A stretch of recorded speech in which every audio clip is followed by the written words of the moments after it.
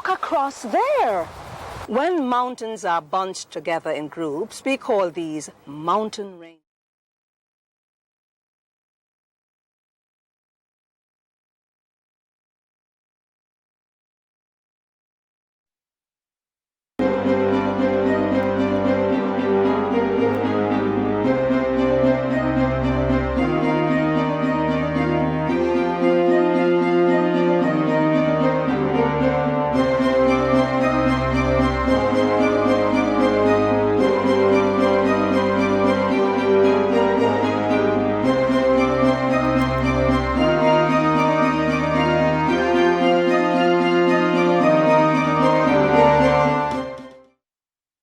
Aside all private interests, prejudices, and partial affections, the result of all our counsels may be to the glory of thy blessed name, the maintenance of true religion and justice, the safety, honor, and happiness of the Queen, the public weal, peace and tranquility of the island, and the uniting and knitting together of the hearts of all persons and estates within the same, in true Christian love and charity, one towards another, through Jesus Christ our Lord.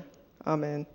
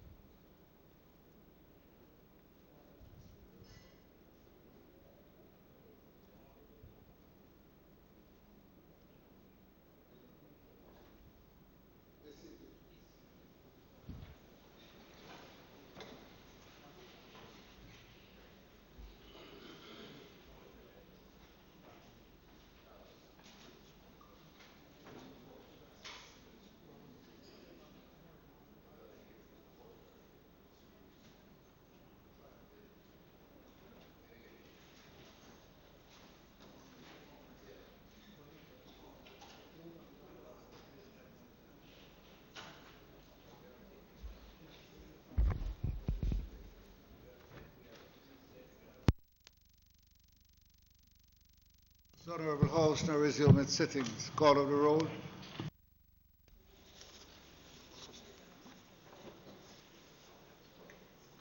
Mr. Witter, Mr. Samura, Mr. Holness,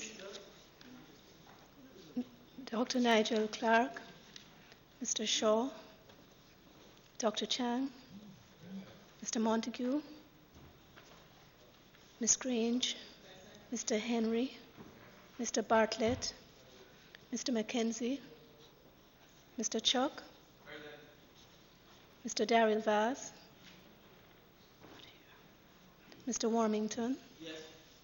Mrs. Robinson, Mr. Hutchinson, Dr. Tufton, Mrs. Williams, Mrs. Malahoo Fort, Mr. Green, here. Mr. Terrelong,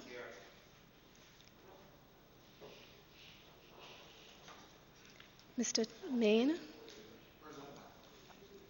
Mr. R. Scott, Mr. Azan,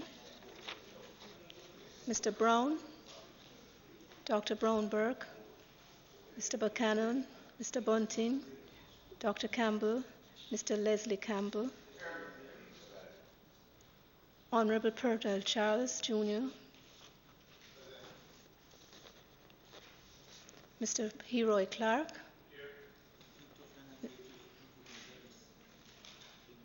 Mrs. Cuthbert Flynn, Ms. Daly, Mr. Daly, Mrs. Dalrymple Philibert, Dr. Dunn, Mr. Fagan, Dr. Ferguson, Mr. Golding, Dr. Guy, Ms. Hannah, Mr. Hales, Mrs. Holness, Mr. Hilton, Mr. Jackson, Mr. Kellier, Dr. McNeil, Ms. Nita, Mr. Paulwell, Mr. Michael Phillips, Dr. Phillips, Mr.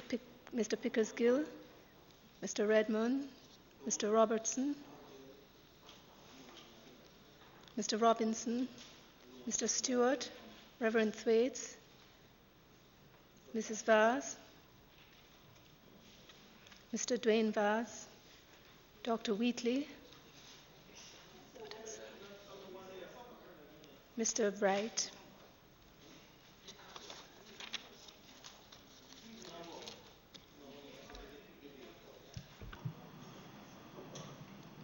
Statement, Prime Minister. Mr. Speaker, this Honourable House will recall that at the last sitting on the adjournment, we, by motion, agreed that the House would meet today. Yesterday, based on the developments in respect of the management of the COVID virus and the tremendous amount of pressure that has put on the administration and the people of Jamaica, it was decided that we would forego the sitting of the House today to enable the Prime Minister and the team that is advising him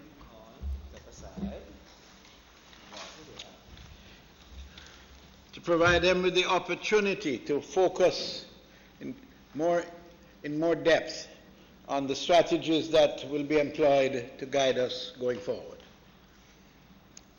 Notwithstanding that, however, we all heard the Prime Minister's press conference last night, and in his wisdom, quite rightly so, has taken the decision that a matter of this magnitude, affecting the lives of all Jamaicans, ought properly to be presented to the people through the People's House, the House of Parliament. So therefore, Mr. Speaker, I was advised by the Prime Minister that he wished to make a statement in the House today to indicate exactly what are our strategies going forward and the depth of the crisis that we are confronted with that affects every single person, man, woman, and child in this country. It is a moment that has never been seen in our history before. And we can only thank God that at the helm we have someone who is not only able, but most concerned as to the future of our country and the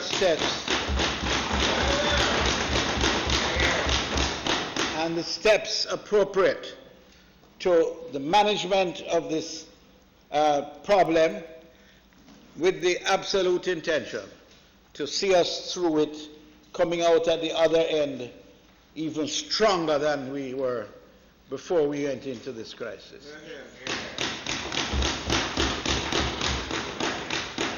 I communicated with the leader of the opposition, Business in the House, and he indicated that he would make every attempt to communicate with his members, having explained to him the situation that gave rise to us meeting today, having initially advised that we would not be meeting.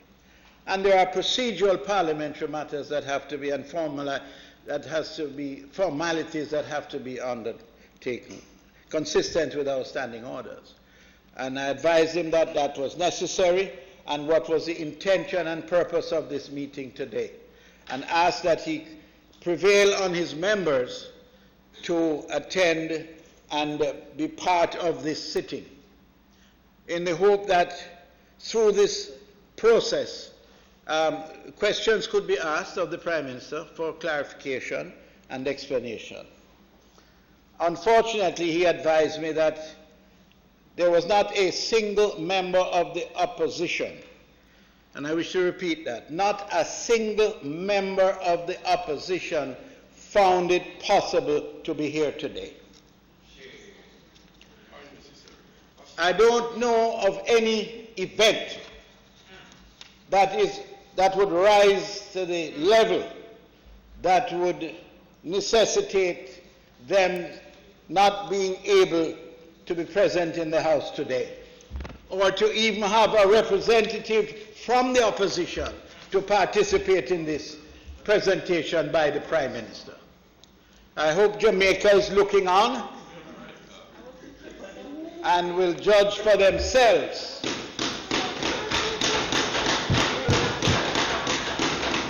And Mr. Speaker, I make no apology for the inference that I am drawing here with respect to their action today, because this is literally a matter of life and death. With those few comments, Mr. Speaker, I invite you to ask the Prime Minister to commence his statement to this Honourable House. The what? Statement by ministers is where we are.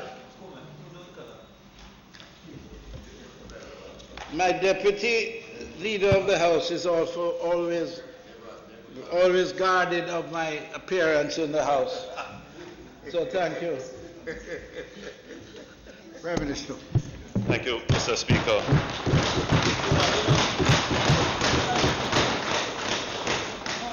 Mr. Speaker, the House Leader has explained the circumstances which necessitated the House meeting today when members were previously advised that it would not have been necessary to meet today. The truth is, Mr. Speaker, is that all members of Parliament are on standby, as always, whether it is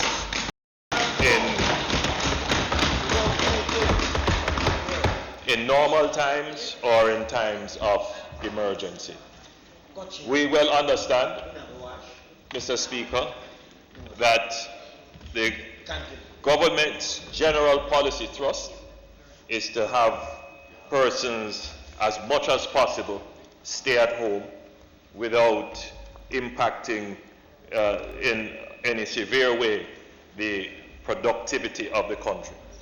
It's a very difficult balance to achieve, and it is becoming increasingly difficult as we transition from having local spread of the disease into community spread, where we are expecting that there will be an increase in the numbers of cases confirmed as being infected with the COVID-19 disease. Mr. Speaker, the Honourable House and the nation by extension are being reminded that yesterday, March 30th, 2020, I announced new amendments to the Disaster Risk Management Enforcement Measures Order number 2, 2020, made by me on March 24th, 2020. I now put on record those new amendments now contained in the Disaster Risk Management Enforcement Measures number 2 Amendment number 2 Order 2020. Now therefore, in exercise of the powers conferred upon the Prime Minister by Section 26(2) of the Disaster Risk Management Act and every other power hereunto enabling, the following order is hereby made. 1. This order may be cited as the Disaster Risk Management Enforcement Measures number 2, Amendment number 2, Order 2020, and shall be read and construed as one with the Disaster Risk Management Enforcement Measures number 2, Order 2020, herein referred to as the principal order, and all amendments thereto. 2. Paragraph 5 of the principal order is amended by deleting subparagraph 3b and substituting therefore the following. B. With effect from the 2nd day of April 2020, markets shall operate only during the hours from 1, 6 a.m. to 2 p.m. on Sundays, Mondays, Tuesdays, and Wednesdays, and 2, 6 a.m. to 6 p.m. on Thursdays, Fridays, and Saturdays. So, Mr. Speaker, we have made an adjustment to the previous order, which had markets only operating from 6 a.m. to 2 p.m. throughout the week. We have amended the order to allow for longer opening hours. That would be from 6 a.m. to 6 p.m. on Thursdays, Fridays, and Saturdays. This is done, Mr. Speaker, because having observed the measures and how citizens are abiding by them, we recognize that there may be congestion in the markets by virtue of the limited opening time.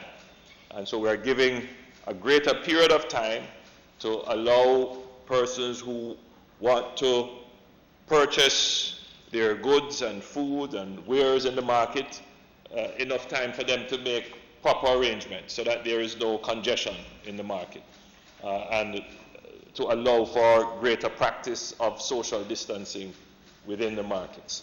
And I think this amendment will ensure that we see less crowding in our markets. It is still a challenge, Mr. Speaker, because we have a very active public information campaign, and I believe that almost all members of the government are informing the public when they speak. The challenge, of course, is that we have some citizens who are still of the view that the threat is not an immediate one for them or their families. We still have some citizens who don't fully appreciate and understand the devastating effect of the disease on some in our population, particularly on our elderly and those that have comorbidities, that is, pre-existing medical conditions. There are those who still hold the view that they are strong and healthy, and the disease, even if they were to get it, would not affect them. That may be the case in a significant number, but the truth is, Mr. Speaker, that even the young and healthy, they too have perished from this disease. So we are noticing that there is not as strict an adherence as we would have liked to the order as it relates to gatherings. We are still seeing more than 10 gathering closely together.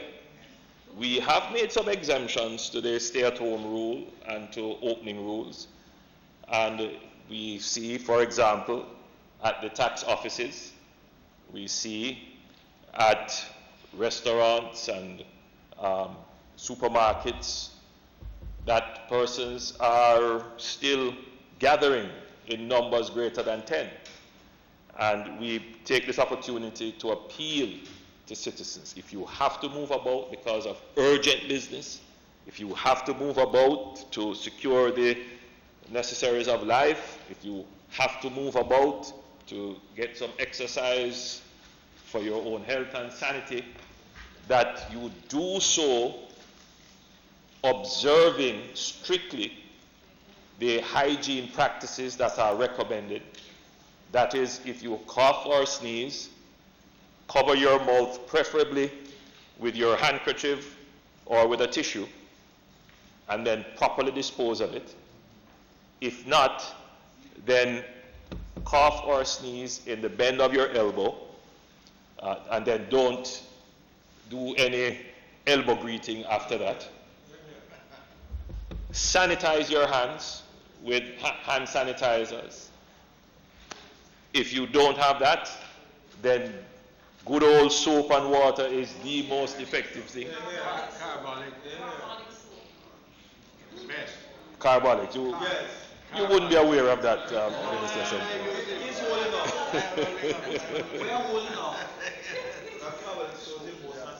The recommendation, Mr. Speaker, is that any soap that lathers is good. Meaning any soap that gives you sud, as we call it. Mr. Speaker, recommend that you don't touch your face. And if you are in public, that you maintain a healthy distance from the closest person next to you. So you want to be at least, the recommended is 3, but I think we can say 6. Jamaica is not that crowded that we can't stay 6 feet apart and still feel that we are sociable. Right? So we should try as much as possible to shoot for that 6 feet apart. Mr. Speaker, if you have to be out in public, therefore avoid gatherings of more than 10. So each citizen should have an awareness of their surroundings. So if I have to go to one of my favorite places to buy patties, for example,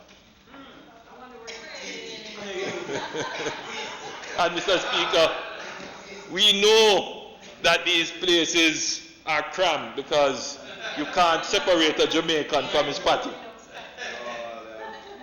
So the appropriate thing to do is to be cognizant of your environment. So you would go to the entrance and you would look inside and you do a quick count and you do a quick survey and you look at the distances. And if it looks as if you could not be 6 feet away from everyone, then you would go outside and wait. And if you see a line emerging, right, you say to your friend, my friend, no disrespect, but just give me a little space. Because if I sneeze, I don't want the droplets to catch it.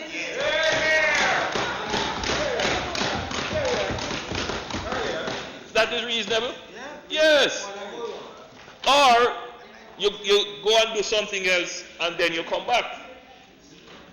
That is how we all have to operate now, Mr. Speaker. So the behavior that I'm seeing in the markets and everybody is still behaving as if there is no epidemic. You know, and the funerals.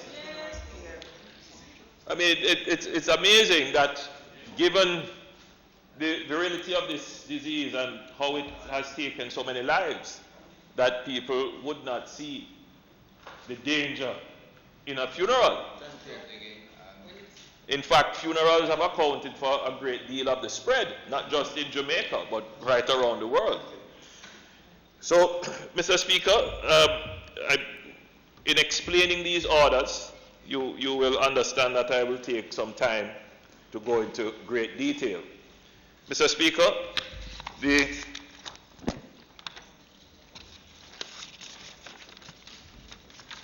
principal order, that is item number 3 now, the principal order is amended by inserting next after paragraph 3 the following, 3A. Each person who entered Jamaica after March 18, 2020 shall forthwith contact the ministry with responsibility for health and wellness, either through A, the website, https://jam COVID-19, that's one word, jam COVID-19, jamcovid19.moh.gov.jm. So that is https://jamcovid19.moh.gov.jm/ or email covid19@moh.gov.jm, or B, by calling any of the following numbers: 888-1-LOVE, that's 888-663-5683, or 888-754-7792, or 876-4 876-542-5998 or 876-542-6007 or 876-542-6006, and shall provide the information required by the Ministry for the purposes of measures to combat the risk of transmission of the SARS-CoV-2 coronavirus COVID-19.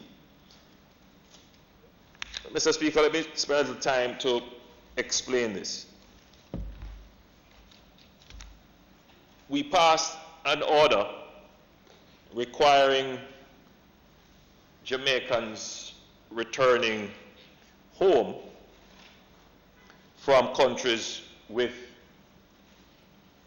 community spread to self-quarantine. Mr. Speaker, we made that request of our fellow Jamaicans on the 18th of March. Some have faithfully followed that request. When they arrived in Jamaica, they would have been provided with information requiring them to self-quarantine. Mr. Speaker, approximately 7,000 persons would have come into the island between the 18th and the 23rd, the 23rd being the effective date when our borders were closed off, or rather our airport was closed to inbound passenger traffic. Mr. Speaker, we have estimated from our checks of the various records that we have, aircraft manifest and so forth, that approximately 1,500 persons would have left the island. And therefore, we have a net number of approximately 5,500 persons who came into the island who are probably here. Mr. Speaker, we have reports from about 400 persons who have contacted the Ministry of Health through the various portals that we have announced, being the website, the email address, and the numbers which I just announced. So those persons, I would like to thank them for reaching out to us. That data is now being analyzed. Of course, if persons are truthful, we would have accurate information on which to act. How will that information help us, Mr. Speaker?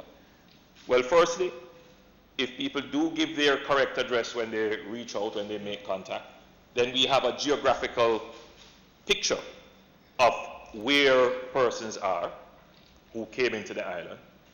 If they give us a true report of their health status, then we again get a geographical picture of where persons who are potentially ill are. And if they give us accurate descriptions of symptoms that they are experiencing, then we even get a better picture to understand who may be at risk of being ill and infecting others. And then the Ministry of Health could deploy resources to go and interview, go and find if persons are ill, get them tested, get them into hospital. But, Mr. Speaker, if we don't know, there's nothing that we can do. What could be happening is that persons would have come into the island, be totally unaware that they are ill, because it is said that you can be infective when you are asymptomatic. Some people get very mild symptoms and dismiss it, but they are still infectious. And we could have several clusters of infections developing right across the island, and we don't know. And then all of a sudden, you see a surge in the numbers. When we look at other countries, that's what we see. that they are going on fine, and then, a day or two after their last low report, you see a massive increase in numbers, and you wonder, how did that happen? Well, it happened because there were cases that we knew nothing about, and the infection rate of a person who has the virus, they say it's approximately 2.5. So every one person potentially could infect 2.5. So that is a fairly rapid spread. So, Mr. Speaker, it is important that every person who came into the island makes contact with the Ministry of Health and Wellness through the portals that we have already read out in the Parliament, and which I will read again at a later stage. Mr. Speaker, I must also make a point here that without a proper system of national identification, and our friends in the opposition are not here, so I'm not going to go into too much of a debate, but the point has to be made that there are a lot of persons who preach doomsday on the national identification system. But it's very difficult, Mr. Speaker, for governments to truthfully and effectively deploy policies to protect the public good without being able to identify its citizens.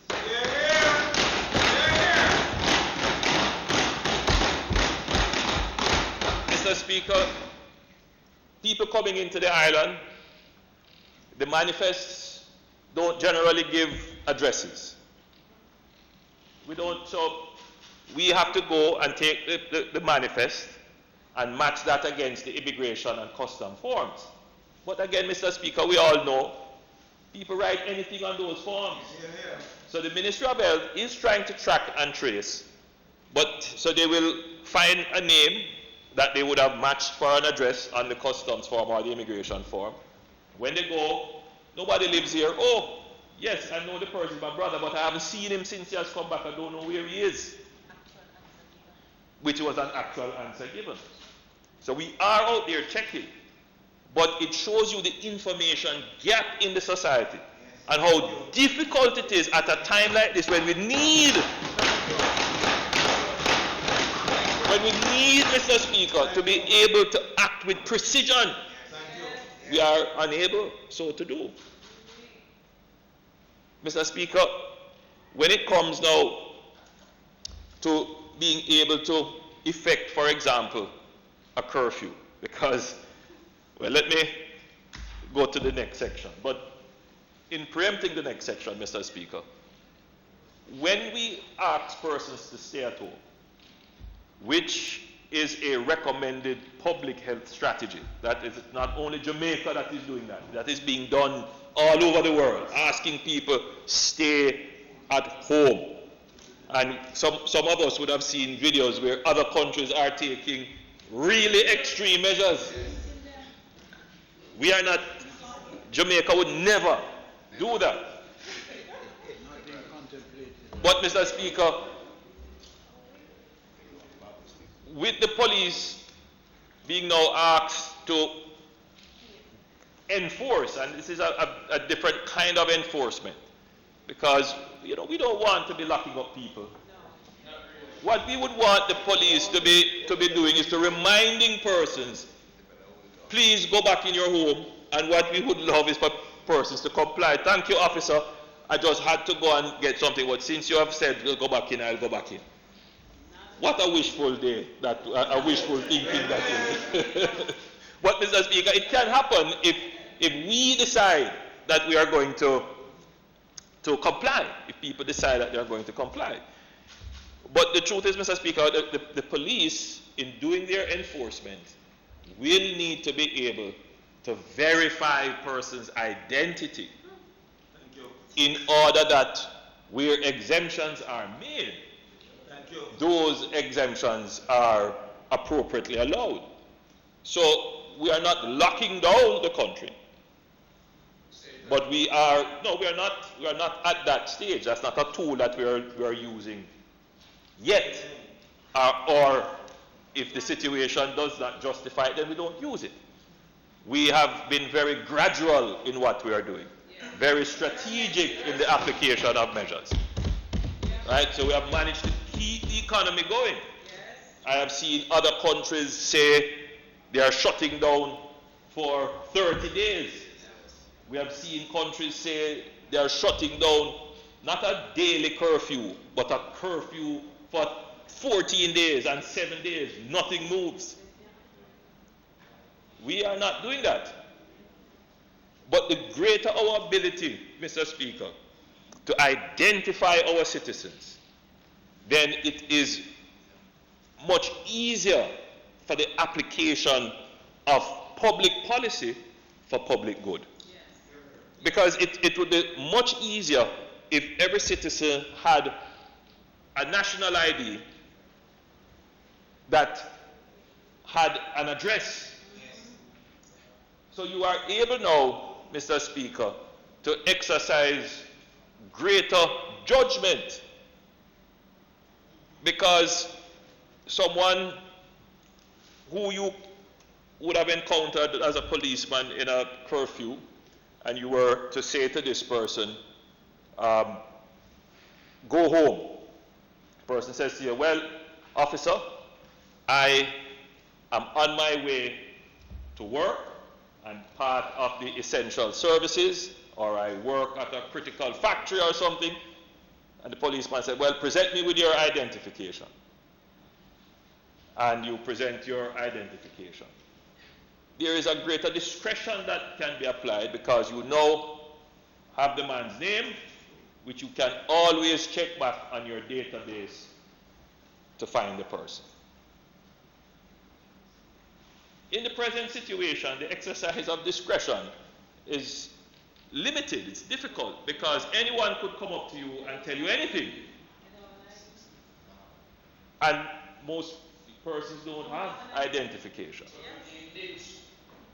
So it's always a difficult task when we have to apply these person-specific or category-specific public policy measures without being able to truly identify who fits into the categories. We absolutely, Mr. Speaker, need to have a national identification system.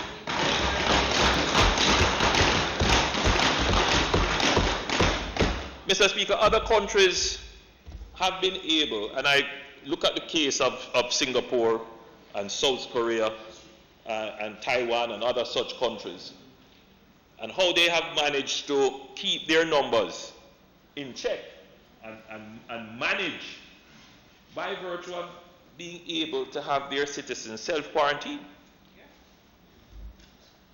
And they are able to track their citizens in quarantine. Mr. Speaker, our society has to evolve to that level. Our society must have, Mr. Speaker, a national identification system where all our citizens. But I give you, Mr. Speaker, one other point that needs to be considered with policy or with person or category specific policy measures. Mr. Speaker, the Minister of Finance laid out a fairly comprehensive package of stimulus and support. And the question that is now being asked is, how will persons access this support? There are some who will be able to access it because they have bank accounts, they are in the formal system, they have TRN numbers. But there are a large number of Jamaicans that are, in a sense, they are informal, and a definition of that informality is that they don't have documents, identification documents, tax registration documents. They don't have passports. Some don't have birth certificates. They are a member of the state, They are a citizen of the state. They are entitled to the benefits, but the laws also specify how you can access benefits. That you have to be able to prove your identity. Because, Mr. Speaker, the whole business of accountability, even with these funds that we are putting aside now for support, we have to be able to account who got the funds.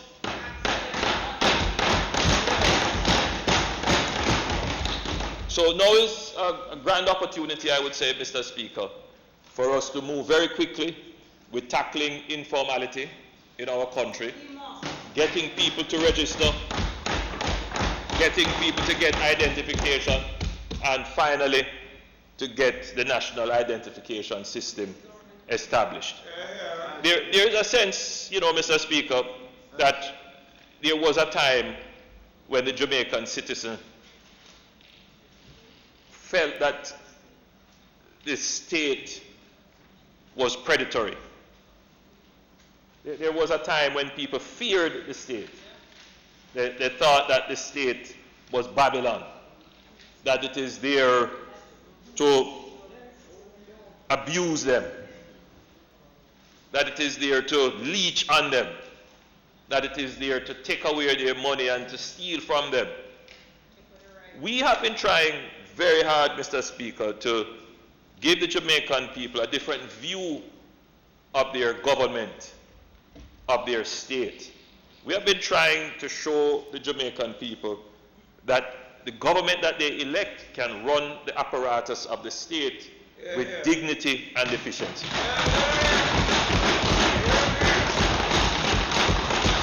That there is nothing to fear about the state. That one day you can put up your tax-paying certificate as how you would display a certificate of award for long service or a certificate of achievement, that you can be proud of your state. That one day, Mr. Speaker, you can display your national ID with pride to say, I am a Jamaican, I'm a citizen of this country. We will get there.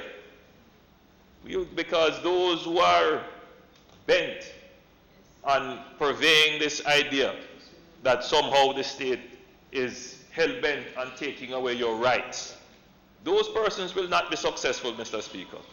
Because as the world is evolving, it is becoming clearer and clearer that the society requires our citizens to be identified.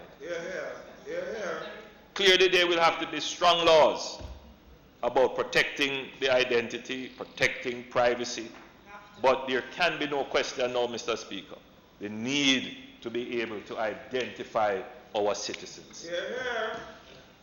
Mr. Speaker, the principal order is amended by inserting next after paragraph 9, the following paragraph, 9A. During the period from April 1, 2020 to April 8, 2020, commencing at 8 p.m. on April 1, 2020, and ending at 6 a.m. on April 8, 2020, each person shall remain indoors during the hours of 8 p.m. to 6 a.m. each day. Let me read that again, Mr. Speaker. During the period April 1, 2020 to April 8, 2020, commencing at 8 p.m. on April 1, 2020, and ending at 6 a.m. on April 8, 2020, each person shall remain indoors during the hours from 8 p.m. to 6 a.m. each day. Now let me just clear up something here, Mr. Speaker. I've been getting calls from persons saying that we have imposed stay-at-home orders from 8 p.m. on the 1st until 6 a.m. on the 8th. That means when you go in at 8 p.m., you don't come back out until 6 a.m. on the 8th. That's not the case, Mr. Speaker. Let us be clear. That is not the case. When I heard the interpretation, Mr. Speaker, but I can understand. I mean, I found it amusing because there are two forces operating in Jamaica, you know, Mr. Speaker. There's one force who is saying, listen, Prime Minister, lock down the country. Lock down the country. And then there's another force that is saying, Mr. Prime Minister, you have to think about business and how we survive, security. We can't allow the economy to collapse. And then you have a middle ground too, you know, Mr. Speaker. You have those who say, Mr. Prime Minister, lock down the country, but just make an exemption for my business. So, Mr. Speaker, the truth be told, is that both sides have a point. Both sides have a point. In the sense that this epidemic it's not just the health component of the epidemic, the health aspect of the epidemic that is a challenge, but the economy has taken a very serious blow. And we do not want to put in place measures that are going to make it even worse for people. Mr. Speaker, we hear the complaints of the people operating the bars. We hear the complaints of the persons whose custom has cut in half because people are not traveling as much, purchasing as moving around. We hear and we understand. What is at play, Mr. Speaker? The first thing is, if we do not manage the health aspect of the epidemic in the early stages very well, if we don't contain it in the early stages, then when it reaches to community spread, it is likely to peak in an exponential way that is over and above our capacity to manage. And that in itself, Mr. Speaker, is when the economy will be forced to close. Right now, we are doing it gradually as we assess. But if we weren't managing it, then there wouldn't be any argument. There wouldn't be any room for saying, well, close partially or don't close at all. Because at that stage, the only way to control it would be to shut down the country. Right now, we have managed to contain. There is a threat out there of the 5,100 or so persons who have come in. Many of them have not been faithful to the quarantine rules. That's the biggest threat we have right now. And we are putting in place this stay-at-home measure in order to address that issue. So if we can get more persons to stay at home, even though this is only in a limited way, it is in the night, but the truth is that the virus spreads at night time too. So if we can cut that out and limit that, then we would see a lesser impact on the numbers. So, Mr. Speaker, these measures are measures that, yes, they can lead to a great deal of frustration. People will be saying, you know, every day there is something new. But I'm appealing to the good conscience of our Jamaican citizens to understand the dilemmas that the government face.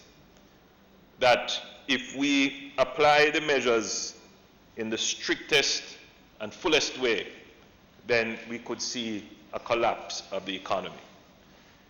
What we are trying to do, Mr. Speaker, is to limit the spread, keep businesses open. That, however, the success of that depends upon how well our citizens act in a responsible way. So even though we are doing these orders and we are saying we will enforce, which we will, ultimately we are appealing to the good conscience of the people of Jamaica, to the reasonableness of the people of Jamaica. If you don't have any urgent business on the road, stay home. Go inside. I know it's very difficult, Mr. Speaker, for some people who live in the country. They gather at the bar, they all gather under the street light. At night time, they gather at their friend's house. The teenagers and so who play football together, they all gather and play Ludi and Domino, and yes, this disrupts these social norms that we have. But we are appealing to you for the next 7 days. Stay indoors. Stay home. Best advice. Yes, if you know, my constituency, Mr. Speaker, has what we call a hip strip, like many areas in Kingston. Many bars and entertainment lounges and all kinds of activity. We have a dance for every day of the week. And I know that they have been hard hit and they are trying to find ways to cope. One person told me that while the front of the bar is closed, they are still selling liquor around the back. It's just that nobody is gathering. Well, Mr. Speaker, you know, people have to survive. But with this disease, if we don't act smartly, many of our friends and family may not survive. That is something that we have to be very cognizant of. So, Mr. Speaker, there are some exemptions to the stay-at-home rule.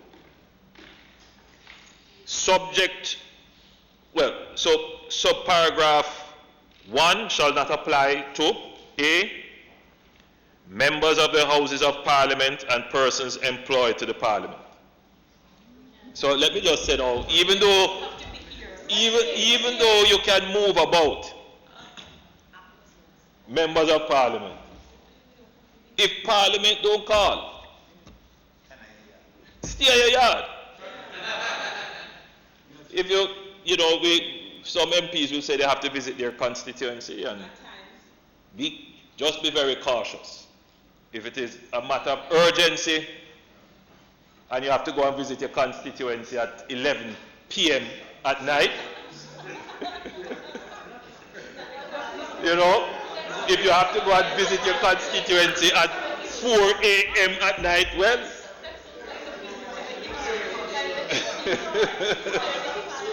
Anyway, we are not constraining parliamentarians because, as Minister Green said, there may be a fire in your constituency, which I have had to deal with on many occasions, and you have to be like a first responder. You have to be there. So we have exempted parliamentarians. And that goes without saying. Any person employed in a service concerning the provision of health, water, electricity, public works, sanitation, firefighting, civil aviation, or telecommunications. And that would be your classic essential services. Veterinary surgeons licensed under the Veterinary Act, immigration officers and custom officers, they are exempted. Correctional services officers, they are exempted. Persons employed in the transportation of agricultural produce or livestock, or employed in the poultry industry, including catching crew, poultry processing plant staff, and the staff of feed mills. And the challenge with these, of course, Mr. Speaker, is that these operations often go 24 hours. And if you break the production line, the setup time, the cost it takes, and it could have a ripple effect through the economy, so we have made an exemption there. Persons employed in the sugarcane industry, that exemption is made because Now is crop time, people are reaping cane, and you know it is a very sensitive time. If you leave the cane in the field for too long, you are losing sugar content.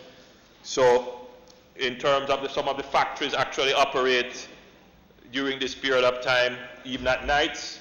So we don't want to in any way impact that industry. Persons employed to tourist establishments as defined by the Public Health Tourism Establishment Regulations 2000. So of course, Mr. Speaker, we would want to have guests in hotels and staff not being able to come to work to maintain the hotel. Persons employed in services connected with oil refining and with the loading, distribution, transportation or retail of petroleum, liquefied natural gas, or any renewable energy source. So the energy sector is key. We definitely can't shut down the energy sector. That would definitely shut down the entire economy. Persons employed in services connected with the loading and unloading of ships and with the storage and delivery of goods at or from docks, wharves, and warehouses operated in connection with docks and wharves. So the shipping sector, which is an essential service, and even those people who deal with aircraft and so forth, they are exempted. Persons employed in the provision of public transportation by the Jamaica Urban Transit Company or the Montego Bay Metro Company Limited. The judiciary and persons employed to the courts, persons employed to business process outsourcing, persons employed to the media, such as journalists, television or radio presenters, camera operators, announcers, engineers, technicians, and newspaper delivery personnel. So there is no excuse for the media to say they couldn't cover or carry the information because they are exempted. And they are essential.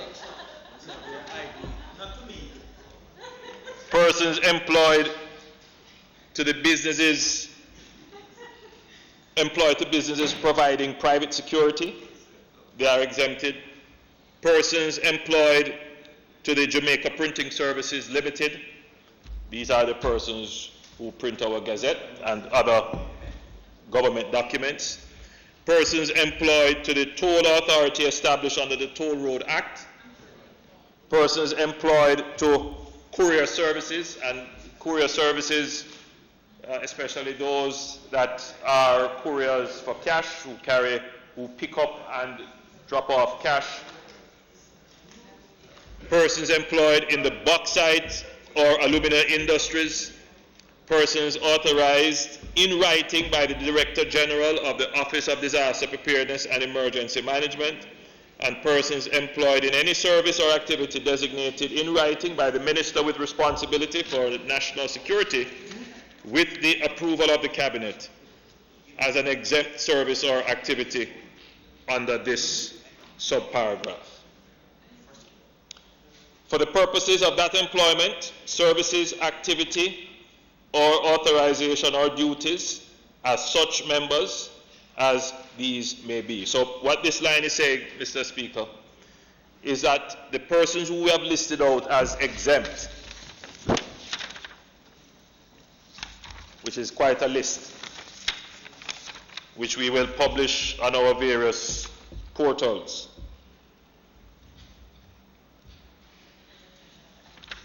It is required that those persons are exempted only on the basis that they are on the road or in a public space in pursuing the reason for their employment. So, Mr. Speaker, someone who is, take for example, someone who works as a private security guard.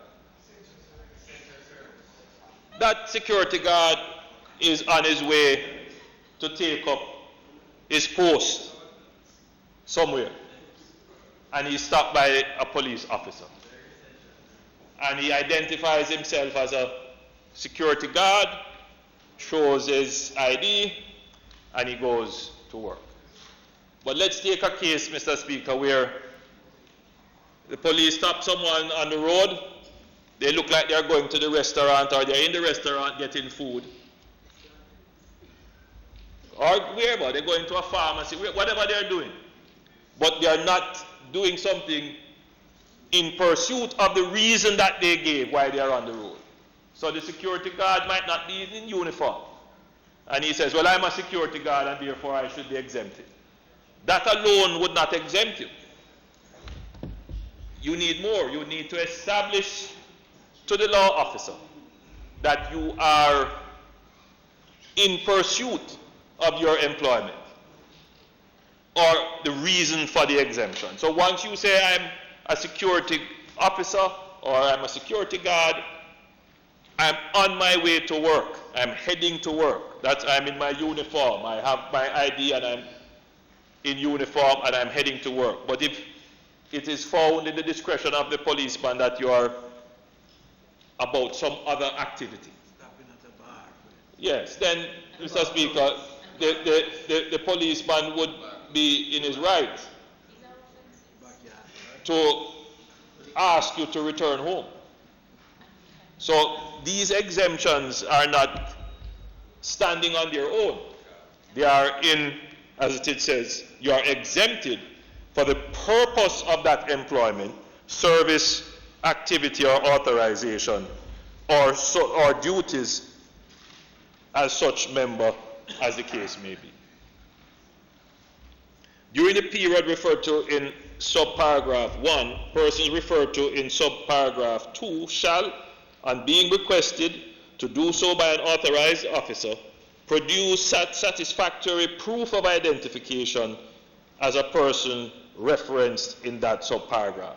So if you are stopped and your claim is that you are part of the exempted group of persons and you are going about your job as an exempted person, we will require you to produce identification, satisfactory identification. It would be really helpful if your identification was something that would show your, well, firstly, if it has to have a picture, otherwise it's not identification. We need a picture ID. We would also, it would be very useful if it said what your occupation was. So if your company has identification, that would be very useful in helping the officer to determine whether or not your presence on the road is necessary. 4, during the period referred to in subparagraph 1, the employer of a person referenced in subparagraph 2 shall ensure that transportation is provided to the person between the place of employment and the person's abode or place of residence. So, Mr. Speaker, we are placing a duty on the employer to make such arrangements as would be necessary for the continuation of their business and the transport of their staff.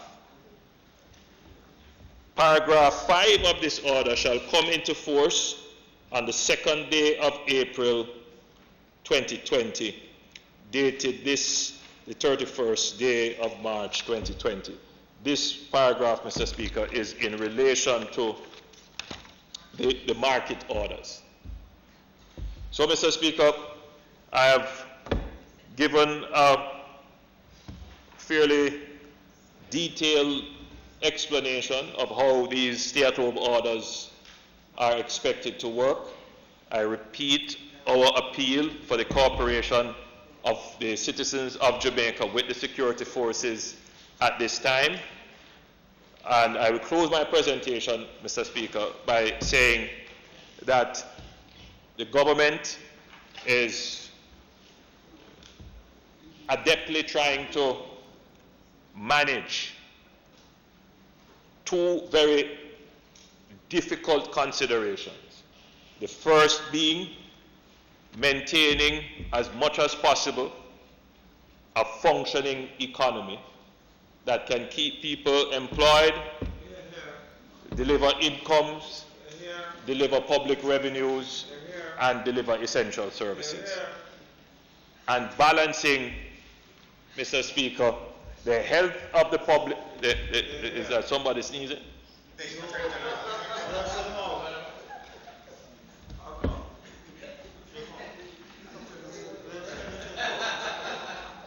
No, anybody. So, Mr. Speaker, and managing the health of the population. I saw a quote recently. I'm going to check whether or not the attribution is correct, but the quote said, we know how to restart the economy, but we do not know how to resurrect life.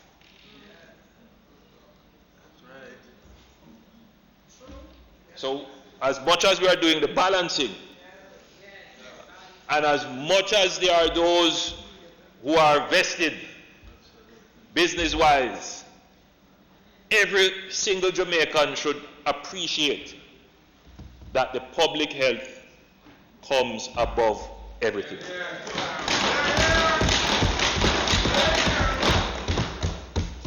And having said that, Mr. Speaker, as we look forward to the future, coming out of the epidemic, because we are 21 days into the epidemic. It took China almost 3 months to come out of the epidemic, so we have a few more weeks to go. I am confident we will come out of the epidemic even stronger as a nation.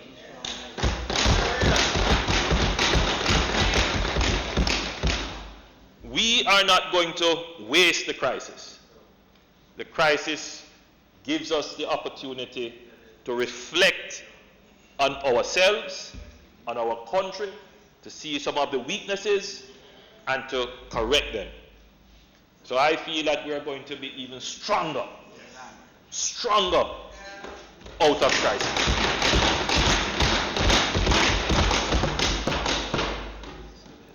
Well, what we are seeing from the scientists and experts is that this virus and the disease that it causes will be with us for some time.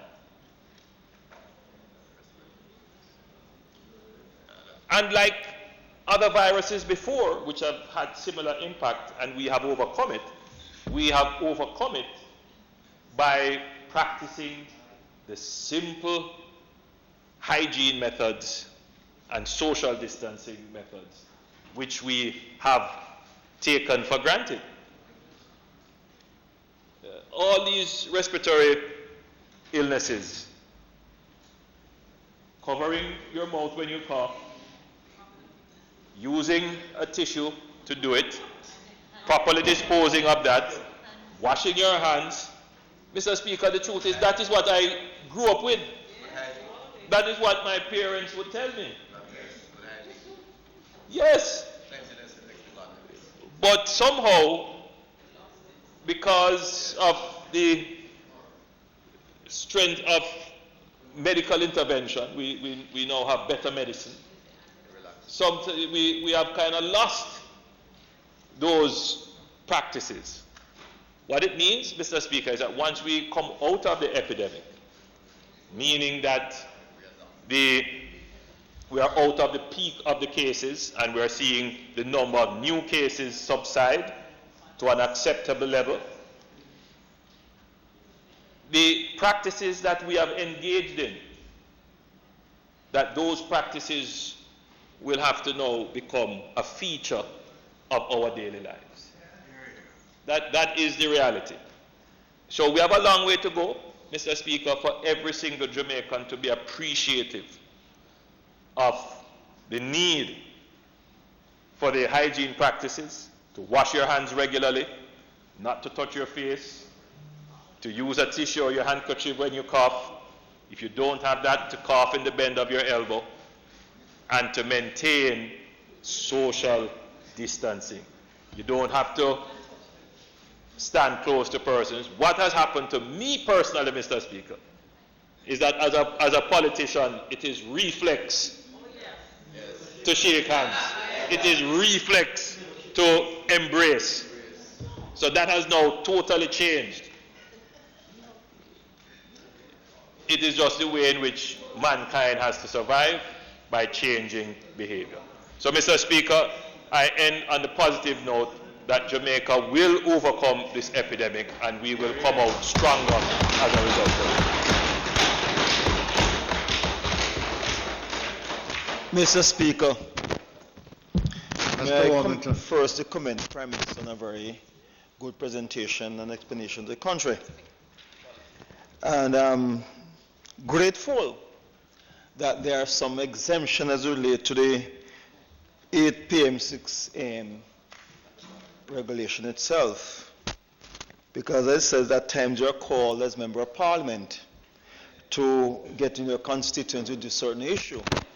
And I'm glad that if I'm coming back to Kingston, to my home, after 8 p.m., the police won't try to lock me up. Say, me break the curfew. Thank you. Thank you, Minister. So I'm glad that there's some exemption and there'll be some understanding for a person to have to do your job out there and to get back after the 8 p.m. As it relates to the self-quarantine issue, people who came out of UK and New York, the epicenter of this disease, and they are trusted to self-quarantine. It has not been happening at all. You have a man from England who came on a flight with a lady from Bull Bay and came to see me in my office. It's after I left, I got call that this guy came from there. Hold on. No, man. It's more than 21 days now. Hold on. It's more than 21 days now. Hold on. It's more than 21 days now. Hold on. It's more than 21 days. Hold on. It's more than 21 days. And I had to call the consular. I have to call the consular to get in touch with the Minister of Health for I claim out quarantiners out in the community. I came to a funeral. And what we need to do, and we should have done, and if I rise again, is that we open the St. Augustine prison and quarantine them there, because they don't do it on their own. It's a drastic, Port Augustine went in. It's a drastic step to be taken. But if you can trust your brothers and sisters who come in this country to protect the health of our people, sometimes you have to take drastic steps, as Castro did, and the one Russia did, to protect the health of all of us. Quarantine on our own, because Fort Augustine is now closed. And we might have to think about that in the future to protect the health of the people of this country. Last week, Thursday night, at 8 o'clock, I had to drive out to St. Catherine. When I got to Burke Road in Spanish Town, from the police station right up, the crowd was thick as hell.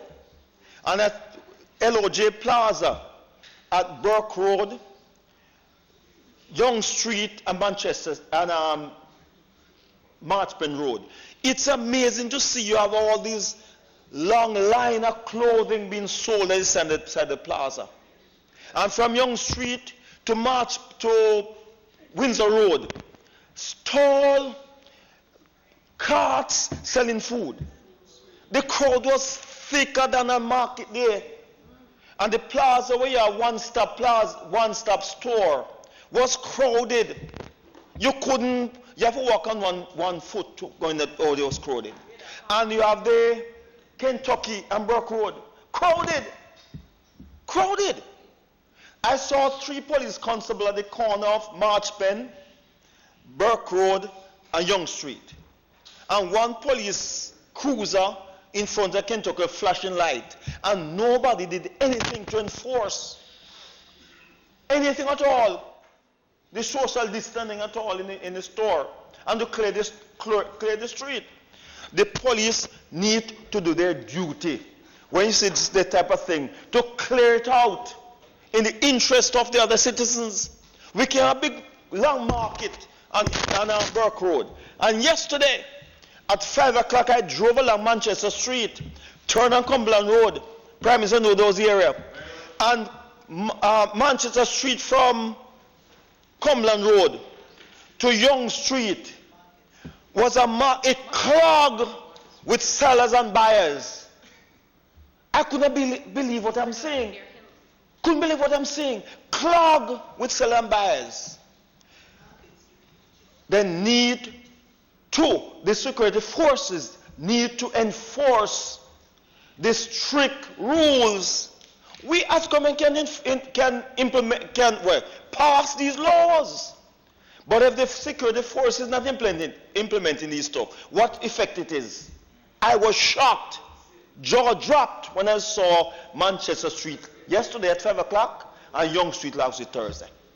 And when we talk about whole Derby itself, we touch that one in my own area. At least the fisher folks in Ola Bay understand the importance of the social distance and the selling. But Old Harbour, it is clogged. And what is the police doing in Old Harbour? They don't look at all. They don't give a hoot what is happening in the market and in the street there. The taxi stand crowded. And we're supposed to have leadership of the police force in Old Harbour. I can't go there and force it. We need the security forces to make sure that these things happen.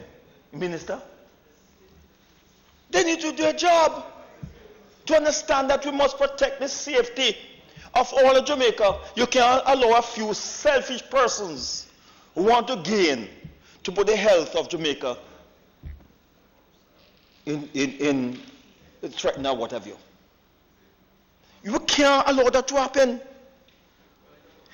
You have the Miami Herald that commend Jamaica for being one of the leading countries to put in place activities or action to stem this corona stuff. We must do it ourselves. And you have the other thing, the Minister of Finance the other day, they announced assistance for the small business persons. And I hear even some of my colleagues talk about, what about the small man? Mr. Speaker, if you don't pay tax, you're not registered. You're not within the system. And you're going to ask me as a taxpayer to help you? The taxi man will not pay tax. The barber, the hairdresser, the barman, the shopkeeper. You must be registered and within the system to pay what is necessary in the government coffers. So now if you don't get, how will the government find that you are a businessman out there, a barber, hairdresser, when they can't find it on the tax roll? How can we be convinced that you are entitled to benefits? It now teaches us and tell all of us in Jamaica, you must be within the formal system at some time, some place. Mr. Speaker, I thank you. Mr. Speaker. Yeah, go ahead. Yes. If I may, Mr. Speaker, speak from a seat other than my seat. Just to be quickly, Mr. Speaker, just to commend the Prime Minister and the team, and also the team from the Attorney General's Chambers and the Ministry of Justice for the work that they have been doing as well, Mr. Speaker. Mr. Speaker, as I listen to our Prime Minister speak about the new order, the regulations, the exemptions, I'm very, very proud, Mr. Speaker, and I believe as Jamaicans, as parliamentarians, we have much to be proud of, Mr. Speaker. Mr. Speaker, I must say to the people of Jamaica that not enough people are taking the coronavirus, COVID-19, seriously. Mr. Speaker, recently I spoke about the measures that the government has taken, and one member of the public said that the government must leave the people of Jamaica alone. The government must stop interfering in the lives of the people and make them go on about their business. Mr. Speaker, the harsh reality is that there are too many Jamaicans who have not yet recognized that we are at war. And Mr. Speaker, this is no ordinary war, because in this war, Mr. Speaker, we cannot see the enemy. Mr. Speaker, you cannot tell who has the coronavirus by looking, and the people of Jamaica are not taking it seriously. It is the worst kind of warfare that we have seen. This is our World War III. Because you can't identify the enemy as being over there, so you're not seeing the bombs dropping, you're not seeing the tankers rolling in, you're not seeing the army of the enemy coming against you. The enemy, Mr. Speaker, is a virus or a bacteria that we cannot see. It's upon the table, it's on the grill, it's on any single surface, it's upon the street that you're walking in, and you cannot see it. And to the young people of Jamaica who think that they are so fit and healthy, Mr. Speaker, mash down that lie. The coronavirus does not respect age, it does not respect political party, it does not respect sex, it does not respect wealth, it does not respect anything at all. And so as Jamaicans, as human beings, we must be united, Mr. Speaker. We must recognize that our best defense in this war against corona is that our Prime Minister, our Health Minister, our entire government has called upon every single Jamaican to join the national effort in this war against corona, and to be good soldiers, and to be the very best soldier, to be the war hero that your country needs right now, requires you to stay home. That is how you're going to be the best soldier in this war, Mr. Speaker, by staying home, by isolating yourself, by respecting the measures that the Honorable Prime Minister, that the government is implementing for everybody's safety. And again, Mr. Speaker, even though you might be fit and strong and healthy, and the virus might not attack you to the point of killing you, Mr. Speaker, your grandmother, your baby sister, your cousin who have asthma, your very best friend or your girlfriend who have sickle cell or who's sick or something, those are the ones who are most at risk.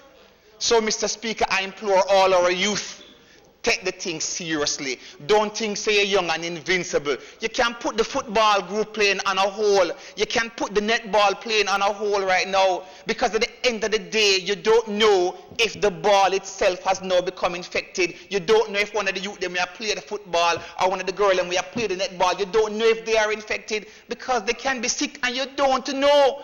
So when we say, all right, ease off for the football for now, ease off for the big gathering, it is to protect you. It is for your own health and security. It is for the health and security of all Jamaicans. So, Mr. Speaker, again, commendations to the government, Mr. Speaker, and of course, well, we're all in this fight together.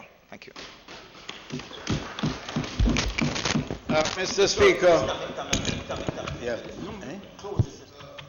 So, Mr. Speaker, thank you, and thank you to the members. Go ahead, Prime. What I have read as a statement to this House, Mr. Speaker, is actually the Gazette of the order. And the Gazette is available now. It will be widely circulated. We will have this up on our websites and our various social media platforms. The press is here. I am certain that they have already carried snippets of what has been said, but this should be also in the press tomorrow, so that all Jamaicans are seized of what the exemptions are and what the orders are. Thank you, Mr. Speaker. Thank you, members.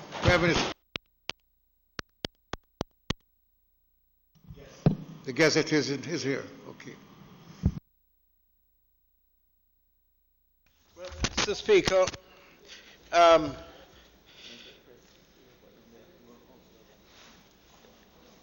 we will now have from the Minister of Tourism, Mr. Speaker, as you go down. We're going to the next item. Yes. Announcement. Yes. As you go down, I'm just advising you. I am advising you as to the process beyond where we are today, here.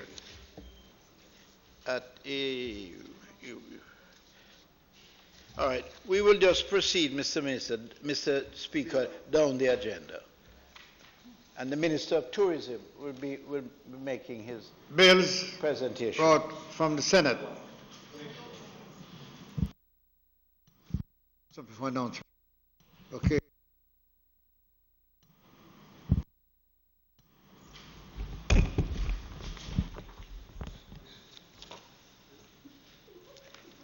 Laid on the table of the House today is the Tourism Workers' Pension Scheme Regulations 2020 resolution under the Tourism Workers' Pension Act.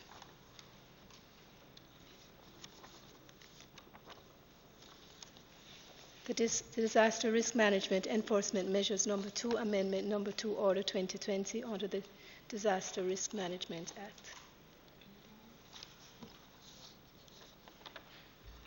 Ministry Paper Number 15 of 2020, entitled National Diaspora Policy, an annual report of the National Council on Education.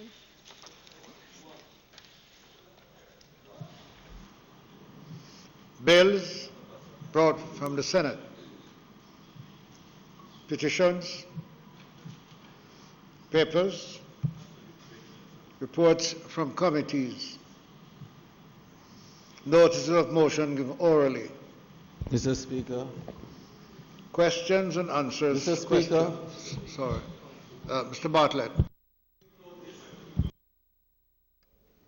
That the next sitting of this House, I will move the following motion. The Tourism Workers' Pension Scheme Regulation 2020 resolutions, whereby, by virtue of Section 62(2)(a) of the Tourism Workers' Pension Act, hereinafter referred to as the Act, the Minister may, after consultation with the Board and the Commission, make regulations for the enrollment and registration of members. And whereas, on the 30th day of March 2020, the Minister, after consultation with the Board and the Commission, made the Tourism Workers' Pension Scheme Regulations 2020. And whereas, it is provided by Section 62(3) of the Act that regulations made under Section 62(2) shall be subject to affirmative resolution. Now therefore, be it resolved by this Honorable House of Representatives and the Senate as follows. 1. This resolution may be cited as the Tourism Workers' Pension Scheme and Regulations 2020 resolution. And 2. The Tourism Workers' Pension Scheme Regulations 2020, which were laid on the table of this House on the 31st day of March 2020, are hereby affirmed. May it please you, Mr. Speaker.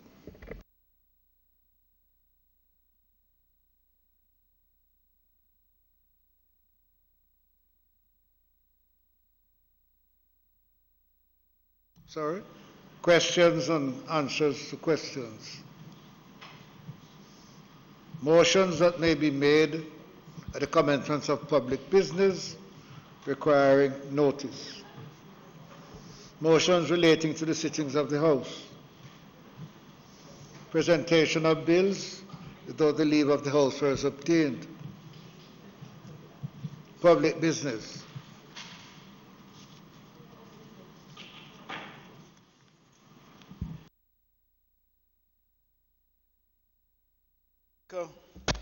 It is not intended to do any further business today, so I invite you to adjourn this Honorable House for a date to be fixed. Before we proceed on your resolution, Mr. Simud, I wish to state that last week we unanimously agreed in a resolution that the House would be made today at 2 o'clock. The opposition is not here, and I know there's going to be some questions. This morning, yesterday, the leader of government business decided that there was no necessity to hold the House today. With what the Prime Minister did yesterday, we think it should be good to make an address from Parliament to the nation in this presentation, which he did today.